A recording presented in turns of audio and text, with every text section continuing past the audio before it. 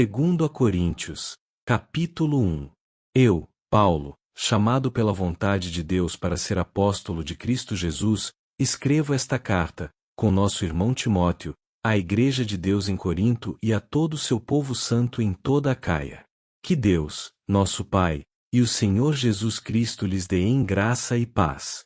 Louvado seja Deus, Pai de nosso Senhor Jesus Cristo, Pai misericordioso e Deus de todo encorajamento. Ele nos encoraja em todas as nossas aflições, para que, com o encorajamento que recebemos de Deus, possamos encorajar outros quando eles passarem por aflições. Pois, quanto mais sofrimento por Cristo suportarmos, mais encorajamento será derramado sobre nós por meio de Cristo. Mesmo quando estamos sobrecarregados de aflições, é para o encorajamento e a salvação de vocês. Pois, quando somos encorajados, certamente encorajaremos vocês, e então vocês poderão suportar pacientemente os mesmos sofrimentos que nós. Temos firme esperança de que, assim como vocês participam de nossos sofrimentos, também participarão de nosso encorajamento. Irmãos, queremos que saibam das aflições pelas quais passamos na província da Ásia. Fomos esmagados e oprimidos além da nossa capacidade de suportar, e pensamos que não sobreviveríamos. De fato, esperávamos morrer. Mas, como resultado, deixamos de confiar em nós mesmos e aprendemos a confiar somente em Deus, que ressuscita os mortos. Ele nos livrou do perigo mortal, e nos livrará outra vez. Nele depositamos nossa esperança, e Ele continuará a nos livrar. E vocês nos têm ajudado ao orar por nós. Então muitos darão graças porque Deus, em sua bondade, respondeu a tantas orações feitas em nosso favor. Podemos dizer com certeza e com a consciência limpa que temos vivido em santidade e sinceridade dadas por Deus. Dependemos da graça divina, e não da sabedoria humana. É dessa forma que nos temos conduzido diante do mundo e, especialmente, em relação a vocês. Nossas cartas foram claras e objetivas, não havendo nada escrito nas entrelinhas ou que não conseguissem compreender. Espero que um dia vocês nos entendam plenamente, mesmo que não o façam agora. Então, no dia do Senhor Jesus, poderão se orgulhar de nós como nos orgulhamos de vocês. Porque eu estava tão certo de sua compreensão e confiança, queria abençoá-los duplamente visitando-os 2 vezes. Primeiro a caminho da Macedônia e depois ao voltar de lá. Então vocês poderiam me ajudar com minha viagem para a Judéia. Talvez vocês estejam se perguntando por que mudei de ideia. Será que faço meus planos de modo irresponsável? Será que sou como as pessoas do mundo, que dizem sim quando na verdade querem dizer não? Tão certo como Deus é fiel, nossa palavra a vocês não oscila entre sim e não. Pois Jesus Cristo, o Filho de Deus, não oscila entre sim e não. Foi a respeito dele que Silas, Timóteo e eu lhes falamos, e sendo ele o sim definitivo, ele sempre faz o que diz. Pois todas as promessas de Deus se cumpriram em Cristo com um alto e claro sim. E, por meio de Cristo, confirmamos isso, de modo que nosso amém se eleva a Deus para a sua glória. É Deus quem nos capacita e a vocês a permanecermos firmes em Cristo. Ele nos ungiu e nos identificou como sua propriedade ao colocar em nosso coração o selo do Espírito, a garantia de tudo que ele nos prometeu. Agora, invoco a Deus como testemunha de que foi para poupá-los que ainda não voltei a Corinto. Isso não significa que queremos controlar vocês, dizendo-lhes como exercer sua fé. Nosso desejo é trabalhar com vocês para que tenham alegria, pois é pela fé que permanecem firmes. Capítulo 2. Por isso resolvi não entristecê-los com outra visita dolorosa. Pois, se eu lhes causar tristeza, quem me alegrará? Certamente não serão aqueles a quem entristeci. Esse foi o motivo de eu ter escrito como fiz, para que, quando eu for, não seja entristecido por aqueles que deveriam me alegrar. Sem dúvida, Vocês sabem que minha alegria vem do fato de vocês estarem alegres. Escrevi aquela carta com grande angústia, com o coração aflito e muitas lágrimas. Minha intenção não era entristecê-los, mas mostrar-lhes quanto amo vocês. Não exagero quando digo que o homem que causou tantos problemas magoou não somente a mim, mas, até certo ponto, a todos vocês. A maioria de vocês se opôs a ele, e isso já foi castigo suficiente. Agora, porém, é hora de perdoá-lo e confortá-lo. Do contrário, pode acontecer de ele ser vencido pela tristeza excessiva. Peço, portanto, que reafirmem seu amor por ele. Eu lhes escrevi daquela forma para testá-los e ver se seguiriam todas as minhas instruções. Se vocês perdoam esse homem, eu também o perdoo. E, quando eu perdoo o que precisa ser perdoado, faço na presença de Cristo, em favor de vocês. Para que Satanás não tenha vantagem sobre nós, pois conhecemos seus planos malignos. Quando cheguei à cidade de Troade para anunciar as boas novas de Cristo, o Senhor me abriu uma porta de oportunidade. Contudo, não tive paz em meu espírito, pois meu querido irmão Tito ainda não havia chegado com notícias de vocês. Assim, despedi-me dos irmãos dali e fui à Macedônia para procurá-lo. Mas graças a Deus, que, em Cristo, sempre nos conduz triunfantemente. Agora, por nosso intermédio, Ele espalha o conhecimento de Cristo por toda parte, como um doce perfume. Somos o aroma de Cristo que se eleva até Deus. Mas esse aroma é percebido de forma diferente por aqueles que estão sendo salvos e por aqueles que estão perecendo. Para os que estão perecendo, somos cheiro terrível de morte e condenação. Mas, para os que estão sendo salvos, somos perfume que dá vida. E quem está à altura de uma tarefa como essa? Não somos como muitos que fazem da palavra de Deus um artigo de comércio. Pregamos a palavra de Deus com sinceridade e com a autoridade de Cristo, sabendo que Deus nos observa. Capítulo 3. Será que estamos começando a nos recomendar outra vez?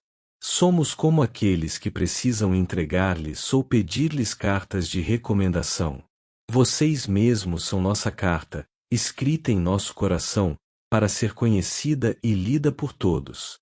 Sem dúvida, vocês são uma carta de Cristo, que mostra os resultados de nosso trabalho em seu meio, escrita não com pena e tinta, mas com o Espírito do Deus vivo, e gravada não em tábuas de pedra, mas em corações humanos. Estamos certos disso tudo por causa da grande confiança que temos em Deus por meio de Cristo. Não que nos consideremos capazes de fazer qualquer coisa por conta própria. Nossa capacitação vem de Deus. Ele nos capacitou para sermos ministros da nova aliança, não da lei escrita, mas do Espírito. A lei escrita termina em morte, mas o Espírito dá vida. O antigo sistema, com suas leis gravadas em pedra, terminava em morte, embora tivesse começado com tamanha glória que os israelitas não conseguiam olhar para o rosto de Moisés, por causa da glória que brilhava em seu rosto, ainda que esse brilho já estivesse se desvanecendo. Acaso não deveríamos esperar uma glória muito maior no novo sistema, que se baseia na obra do Espírito? Se o antigo sistema, que traz condenação, era glorioso, muito mais glorioso é o novo sistema, que nos torna justos diante de Deus. De fato, a glória do passado não era nada gloriosa em comparação com a glória magnífica de agora. Portanto, se o antigo sistema, que foi substituído, era cheio de glória, muito mais glorioso é o novo, que permanece para sempre. Uma vez que o novo sistema nos dá tal esperança, podemos falar com grande coragem. Não somos como Moisés, que cobria o rosto com um véu para que os israelitas não vissem a glória, embora ela já estivesse se desvanecendo. Mas a mente do povo estava endurecida e, até hoje, toda vez que a antiga aliança é lida, o mesmo véu lhes cobre a mente, e esse véu só pode ser removido em Cristo. Até hoje, quando eles leem os escritos de Moisés, seu coração está coberto por esse véu. Contudo, sempre que alguém se volta para o Senhor, o véu é removido. Pois o Senhor é o Espírito, e onde está o Espírito do Senhor, ali há liberdade. Portanto, todos nós, dos quais o véu foi removido, podemos ver e refletir a glória do Senhor, e o Senhor, que é o Espírito, nos transforma gradativamente à sua imagem gloriosa, deixando-nos cada vez mais parecidos com Ele. Capítulo 4. Portanto, visto que Deus, em sua misericórdia, nos deu a tarefa de ministrar nesse novo sistema, nunca desistimos. Rejeitamos todos os atos vergonhosos e métodos dissimulados. Não procuramos enganar ninguém nem distorcemos a palavra de Deus. Em vez disso, dizemos a verdade diante de Deus, e todos que são honestos sabem disso. Se as boas novas que anunciamos estão encobertas atrás de um véu, é apenas para aqueles que estão perecendo. O Deus deste mundo cegou a mente dos que não creem, para que não consigam ver a luz das boas novas, não entendendo esta mensagem a respeito da glória de Cristo, que é a imagem de Deus. Não andamos por aí falando de nós mesmos, mas proclamamos que Jesus Cristo é Senhor e que nós mesmos somos servos de vocês por causa de Jesus. Pois Deus, que disse, haja luz na escuridão, é quem brilhou em nosso coração, para que conhecêssemos a glória de Deus na face de Jesus Cristo. Agora nós mesmos somos como vasos frágeis de barro que contêm esse grande tesouro. Assim, fica evidente que esse grande poder vem de Deus, e não de nós. De todos os lados somos pressionados por aflições, mas não esmagados. Ficamos perplexos, mas não desesperados. Somos perseguidos, mas não abandonados. Somos derrubados, mas não destruídos. Pelo sofrimento, nosso corpo continua a participar da morte de Jesus, para que a vida de Jesus também se manifeste em nosso corpo. Sim, vivemos sob constante perigo de morte, porque servimos a Jesus, para que a vida de Jesus se manifeste em nosso corpo mortal. Assim, enfrentamos a morte, mas isso resulta em vida para vocês. Continuamos a pregar porque temos o mesmo tipo de fé mencionada nas Escrituras. Crie em Deus, por isso falei. Sabemos que Deus, que ressuscitou o Senhor Jesus, também nos ressuscitará com Jesus e nos apresentará a Ele junto com vocês. Tudo isso é para o bem de vocês. E, à medida que a graça alcançar mais pessoas, haverá muitas ações de graças, e Deus receberá cada vez mais glória. Por isso, nunca desistimos. Ainda que nosso exterior esteja morrendo, nosso interior está sendo renovado a cada dia. Pois estas aflições pequenas e momentâneas que agora enfrentamos produzem para nós uma glória que pesa mais que todas as angústias e durará para sempre. Portanto, não olhamos para aquilo que agora podemos ver, em vez disso, fixamos o olhar naquilo que não se pode ver. Pois as coisas que agora vemos logo passarão, mas as que não podemos ver durarão para sempre. Capítulo 5. Sabemos que, quando nosso corpo terreno, esta tenda em que vivemos, se desfizer, teremos um corpo eterno, uma casa no céu feita para nós pelo próprio Deus, e não por mãos humanas. Na tenda terrena, gememos e desejamos ansiosamente nos vestir com nosso lar celestial, como se fosse uma roupa nova. Porque de fato nos vestiremos com um corpo celestial, e não ficaremos despidos. Enquanto vivemos nesta tenda que é o corpo terreno, gememos e suspiramos, mas isso não significa que queremos ser despidos. Na verdade, queremos vestir nosso corpo novo, para que este corpo mortal seja engolido pela vida. Deus nos preparou para isso e, como garantia, nos deu o Espírito. Portanto, temos sempre confiança, apesar de sabermos que, enquanto vivemos neste corpo, não estamos em nosso lar com o Senhor. Porque vivemos por fé, e não pelo que vemos. Sim, temos confiança absoluta e preferíamos deixar este corpo terreno, pois então estaríamos em nosso lar com o Senhor. Assim, quer estejamos neste corpo, quer o deixemos, nosso objetivo é agradar ao Senhor. Pois todos nós teremos de comparecer diante do tribunal de Cristo, para que cada um receba o que merecer pelo bem ou pelo mal que tiver feito neste corpo terreno. Assim, conhecendo o temor ao Senhor, procuramos persuadir outros. Deus sabe que somos sinceros, e espero que vocês também o saibam. Estamos mais uma vez nos recomendando a vocês? Nada disso, estamos apenas lhes dando motivos para que se orgulhem de nós, a fim de que possam responder àqueles que se orgulham nas aparências, e não no coração. Se parecemos loucos, é para dar glória a Deus, e se mantemos o juízo, é para o bem de vocês. De qualquer forma, o amor de Cristo nos impulsiona. Porque cremos que Ele morreu por todos, também cremos que todos morreram. Ele morreu por todos, para que os que recebem sua nova vida não vivam mais para si mesmos, mas para Cristo, que morreu e ressuscitou por eles. Portanto, não avaliamos mais ninguém do ponto de vista humano. Em outros tempos, pensávamos em Cristo apenas do ponto de vista humano, mas agora o conhecemos de modo bem diferente. Logo, todo aquele que está em Cristo se tornou nova criação. A velha vida acabou, e uma nova vida teve início. E tudo isso vem de Deus, aquele que nos trouxe de volta para si por meio de Cristo e nos encarregou de reconciliar outros com Ele. Pois, em Cristo, Deus estava reconciliando consigo o mundo, não levando mais em conta os pecados das pessoas. E Ele nos deu esta mensagem maravilhosa de reconciliação. Agora, portanto, somos embaixadores de Cristo. Deus faz seu apelo por nosso intermédio. Falamos em nome de Cristo quando dizemos: reconciliem-se com Deus.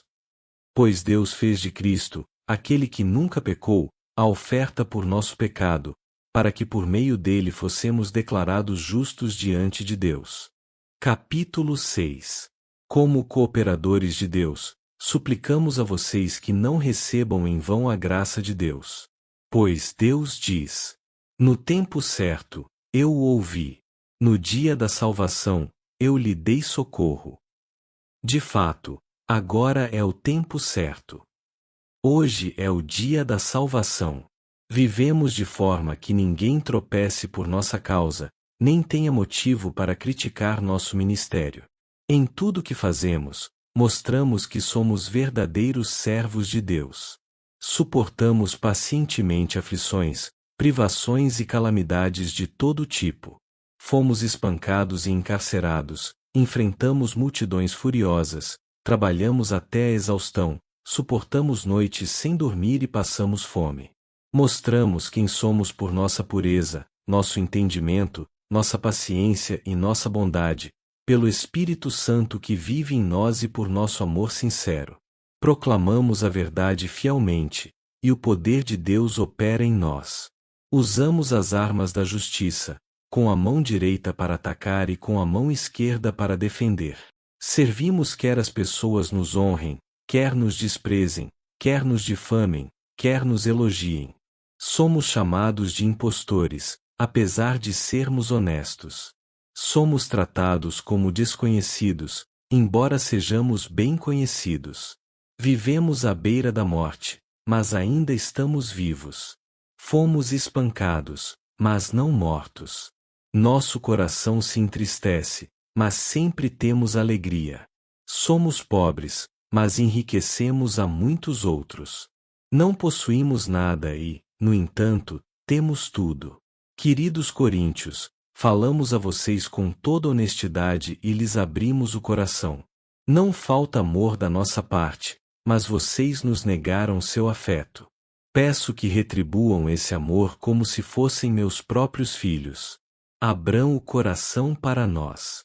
Não se ponham em julgo desigual com os descrentes. Como pode a justiça ser parceira da maldade? Como pode a luz conviver com as trevas? Que harmonia pode haver entre Cristo e o diabo?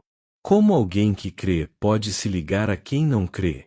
E que união pode haver entre o templo de Deus e os ídolos? Pois somos o templo do Deus vivo. Como ele próprio disse: habitarei e andarei no meio deles. Serei o seu Deus, e eles serão o meu povo. Portanto, afastem-se e separem-se deles. Diz o Senhor: não toquem em coisas impuras. e eu os receberei. Eu serei seu pai. E vocês serão meus filhos e minhas filhas. Diz o Senhor Todo-Poderoso. Capítulo 7. Amados, visto que temos essas promessas, purifiquemo-nos de tudo que contamina o corpo ou o espírito, tornando-nos cada vez mais santos porque tememos a Deus. Peço-lhes que abram o coração para nós. Não prejudicamos ninguém, nem desencaminhamos ninguém, nem nos aproveitamos de ninguém. Não digo isso para condená-los. Já lhes disse que vocês estão em nosso coração. Estamos juntos, seja para morrer, seja para viver. Tenho muita confiança em vocês, e de vocês tenho muito orgulho. Vocês têm me encorajado grandemente e me proporcionado alegria, apesar de todas as nossas aflições. Quando chegamos à Macedônia, não tivemos nenhum descanso. Enfrentamos conflitos de todos os lados, com batalhas externas e temores internos. Mas Deus, que conforta os desanimados, nos encorajou com a chegada de Tito. Sua presença foi uma alegria, como também o foi a notícia que ele nos trouxe do encorajamento que recebeu de vocês. Quando ele nos contou quanto desejam me ver, quanto lamentam o que aconteceu e quão dedicados são a mim, fiquei muito feliz. Não me arrependo de ter enviado aquela carta severa, embora a princípio tenha lamentado a dor que ela lhes causou, ainda que por algum tempo. Agora, porém, alegro-me por tê-la enviado, não pela tristeza que causou, mas porque a dor os levou ao arrependimento. Foi o tipo de tristeza que Deus espera de seu povo, portanto não lhes causamos mal algum. Porque a tristeza que é da vontade de Deus conduz ao arrependimento e resulta em salvação. Não é uma tristeza que causa remorso. Mas a tristeza do mundo resulta em morte. Vejam o que a tristeza que vem de Deus produziu em vocês. Trouxe dedicação, defesa de suas ações, indignação, temor, desejo de me ver, zelo e prontidão em punir a injustiça. Vocês mostraram que fizeram todo o necessário para corrigir a situação. Portanto, não lhes escrevi para falar de quem havia errado e de quem havia sido prejudicado, mas para que, diante de Deus, pudessem ver por si mesmos como são dedicados a nós. Fomos grandemente encorajados por isso. Além de nos sentirmos encorajados, ficamos particularmente contentes de ver Tito alegre porque todos vocês o receberam bem e o tranquilizaram. Eu tinha dito a ele quanto me orgulhava de vocês, e vocês não me decepcionaram. Sempre lhes disse a verdade, e ficou provado que eu tinha razão ao elogiá-los. Ele os estima ainda mais quando se lembra de como todos vocês lhe obedeceram e o receberam bem, com temor e profundo respeito. Fico muito feliz por poder ter plena confiança em vocês. Capítulo 8. Agora, irmãos, queremos que saibam o que Deus, em sua graça, tem feito por meio das igrejas da Macedônia. Elas têm sido provadas com muitas aflições, mas sua grande alegria e extrema pobreza transbordaram em rica generosidade. Posso testemunhar que deram não apenas o que podiam, mas muito além disso, e o fizeram por iniciativa própria. Eles nos suplicaram repetidamente o privilégio de participar da oferta ao povo santo. Fizeram até mais do que esperávamos, pois seu primeiro passo foi entregar-se ao Senhor e a nós, como era desejo de Deus. Por isso pedimos a Tito, que inicialmente encorajou vocês a contribuírem, que os visitasse outra vez e os animasse a completar esse serviço de generosidade. Visto que vocês se destacam em tantos aspectos, na fé, nos discursos eloquentes, no conhecimento, no entusiasmo e no amor que receberam de nós, queríamos que também se destacassem no generoso ato de contribuir. Não estou ordenando que o façam, mas sim testando a sinceridade de seu amor ao compará-lo com a dedicação de outros. Vocês conhecem a graça de nosso Senhor Jesus Cristo. Embora fosse rico, por amor a vocês ele se fez pobre, para que por meio da pobreza dele vocês se tornassem ricos. Este é meu conselho. Seria bom que terminassem o que começaram há um ano, quando foram os primeiros a querer contribuir e a efetivamente fazê-lo. Assim, completem o que começaram. Que a boa vontade demonstrada no princípio seja igualada, agora, por sua contribuição. Doem proporcionalmente aquilo que possuem. Tudo que derem será aceitável, desde que o façam de boa vontade, de acordo com o que têm, e não com o que não têm. Não que sua contribuição deva facilitar a vida dos outros e dificultar a de vocês. Quero dizer apenas que deve haver igualdade. No momento, vocês têm fartura e podem ajudar os que passam por necessidades. Em outra ocasião, eles terão fartura e poderão compartilhar com vocês quando for necessário. Assim, haverá igualdade. Como dizem as Escrituras: para aqueles que muito recolheram, nada sobrou, e para aqueles que pouco recolheram, nada faltou. Agradeço a Deus porque Ele concedeu a Tito a mesma dedicação que eu tenho por vocês. Tito recebeu com prazer nosso pedido para que os visitasse outra vez. Na verdade, ele mesmo estava ansioso para ir vê-los. Com ele estamos enviando outro irmão, que é elogiado por todas as igrejas como pregador das boas novas. Ele foi nomeado pelas igrejas para nos acompanhar quando levarmos a oferta, um serviço que visa glorificar o Senhor e mostrar nossa disposição de ajudar. Com isso, queremos evitar qualquer crítica à nossa maneira de administrar essa oferta generosa. Tomamos o cuidado de agir honradamente não só aos olhos do Senhor, mas também diante das pessoas. Além disso, estamos enviando com eles outro irmão que muitas vezes deu provas de seu bom caráter e que, em várias ocasiões e de diversas maneiras, demonstrou enorme dedicação. E, por causa da grande confiança que ele tem em vocês, agora está ainda mais empolgado. Se alguém lhes perguntar a respeito de Tito, digam que ele é meu colaborador, que trabalha comigo para ajudar vocês. Quanto aos irmãos que o acompanham, foram enviados pelas igrejas e trazem honra a Cristo. Portanto, mostrem diante deles seu amor e provem para todas as igrejas que temos razão ao elogiar vocês. Capítulo 9. Na verdade, quanto a esse serviço ao povo santo, não preciso lhes escrever. Sei quanto estão ansiosos para ajudar e expressei às igrejas da Macedônia meu orgulho de que vocês, na Acaia, estão prontos para enviar uma oferta desde o ano passado. De fato, foi sua dedicação que incentivou muitos a também contribuir. Ainda assim, envio esses irmãos para me certificar de que vocês estão preparados, como tenho dito a eles.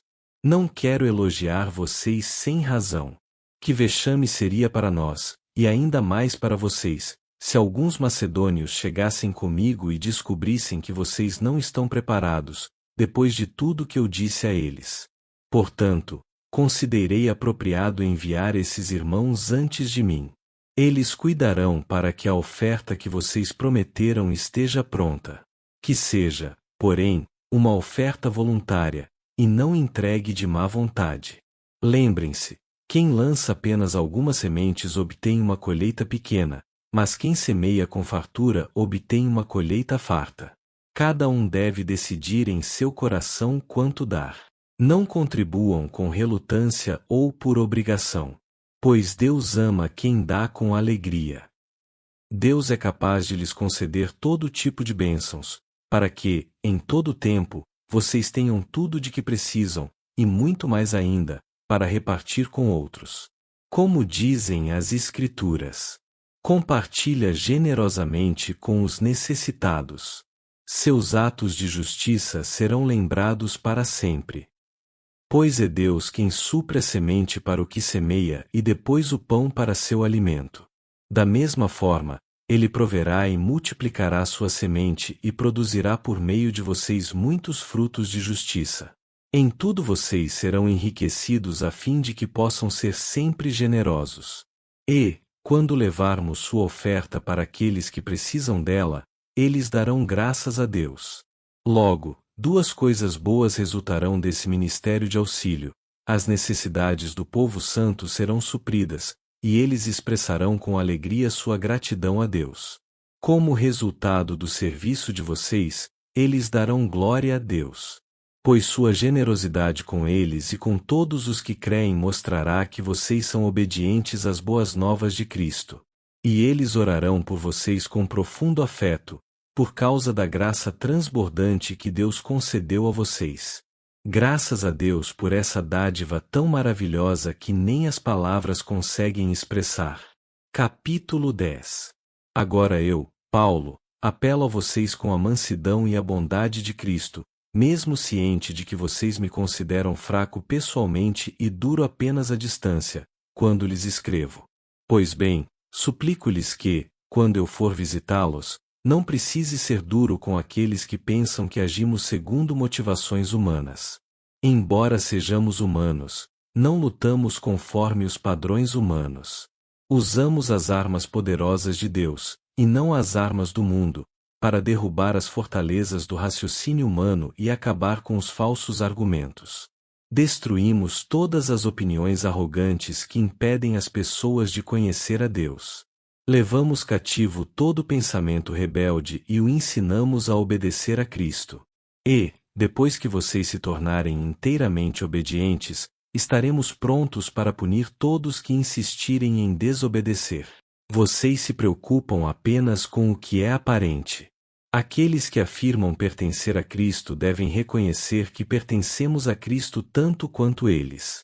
Pode parecer que estou me orgulhando além do que deveria da autoridade que o Senhor nos deu, mas nossa autoridade visa edificar vocês, e não destruí-los. Portanto, não me envergonharei de usá-la.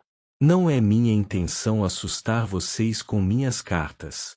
Pois alguns dizem, as cartas de Paulo são exigentes e enérgicas, mas em pessoa ele é fraco e seus discursos de nada valem. Essa gente deveria perceber que, quando estivermos presentes em pessoa, nossas ações serão tão enérgicas quanto aquilo que dizemos à distância, em nossas cartas. Não nos atreveríamos a nos classificar como esses indivíduos nem a nos comparar com eles, que se julgam tão importantes. Ao se compararem apenas uns com os outros, usando a si mesmos como medida, só mostram como são ignorantes. Não nos orgulharemos do que se fez fora de nosso campo de autoridade. Antes, nos orgulharemos apenas do que aconteceu dentro dos limites da obra que Deus nos confiou, que inclui nosso trabalho com vocês. Quando afirmamos ter autoridade sobre vocês, não ultrapassamos esses limites, pois fomos os primeiros a chegar até vocês com as boas novas de Cristo. Também não nos orgulhamos do trabalho realizado por outros nem assumimos o crédito por ele. Pelo contrário, esperamos que sua fé cresça de tal modo que se ampliem os limites de nosso trabalho entre vocês. Então poderemos anunciar as boas novas em outros lugares, para além de sua região, onde ninguém esteja trabalhando. Assim, ninguém pensará que estamos nos orgulhando do trabalho feito em território de outros. Como dizem as Escrituras, quem quiser orgulhar-se, orgulhe-se somente no Senhor. Quando alguém elogia a si mesmo, esse elogio não tem valor algum. O importante mesmo é ser aprovado pelo Senhor. Capítulo 11. Espero que vocês suportem um pouco mais de minha insensatez. Por favor, continuem a ser pacientes comigo, pois o cuidado que tenho com vocês vem do próprio Deus. Eu os prometi como noiva pura a um único marido, Cristo. No entanto, temo que sua devoção pura e completa a Cristo seja corrompida de algum modo, como Eva foi enganada pela astúcia da serpente. Vocês aceitam de boa vontade o que qualquer um lhes diz, mesmo que anunciem um Jesus diferente daquele que lhes anunciamos, ou um espírito diferente daquele que vocês receberam, ou boas novas diferentes daquelas em que vocês creram. Contudo, não me considero em nada inferior aos tais superapóstolos que ensinam essas coisas. Posso não ter a técnica de um grande orador, mas não me falta conhecimento. Deixamos isso bem claro a vocês de todas as formas possíveis. Será que fiz mal quando me humilhei e os honrei anunciando-lhes as boas novas de Deus sem esperar nada em troca? Para servir vocês sem lhes ser pesado, tomei contribuições de outras igrejas que eram mais pobres que vocês. E, quando estive com vocês e não tinha o suficiente para me sustentar, Não fui um peso para ninguém, pois os irmãos que vieram da Macedônia trouxeram tudo de que eu precisava. Nunca fui um peso para vocês, e nunca serei. Tão certo como a verdade de Cristo está em mim, ninguém em toda a Acaia jamais me impedirá de me orgulhar disso. Por quê? Porque não os amo. Deus sabe quanto os amo. Assim, continuarei a fazer o que sempre tenho feito. Com isso, frustrarei aqueles que procuram uma oportunidade de se orgulhar de realizar um trabalho como o nosso. Esses indivíduos são falsos apóstolos, obreiros enganosos disfarçados de apóstolos de Cristo. Mas não me surpreendo. Até mesmo Satanás se disfarça de anjo de luz. Portanto, não é de admirar que seus servos também finjam ser servos da justiça.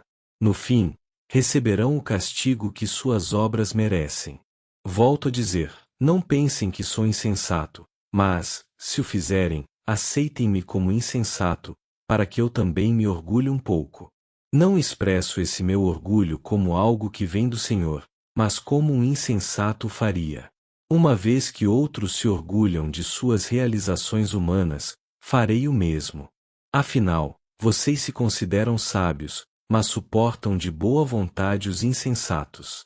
Aceitam que outros os escravizem, devorem seus bens, se aproveitem de vocês, os menosprezem e lhes batam no rosto.